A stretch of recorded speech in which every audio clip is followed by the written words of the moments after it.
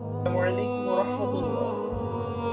আল্লাহ সুবহানাহু ওয়া তাআলা তার বান্দাকে এত ভালোবাসেন যার কোনো তুলনা হয় না।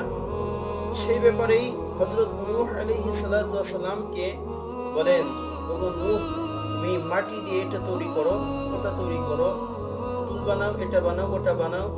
নূহ পয়গম্বর বানাইলেন। যখন বৃষ্টি ঝরে আকাশ হইতে, নূহ পয়গম্বর সেইগুলোকে বৃষ্টির এর থেকে হেফাজত করে, বৃষ্টির পানি থেকে সংযত রাখে।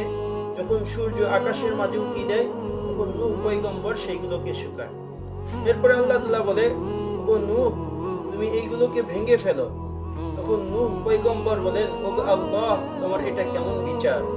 আমি এগুলোকে বৃষ্টির পানি থেকে হেফাজত করলাম, রোদে শুকাইলাম, আর তুমি ভাঙতে বলতেছো?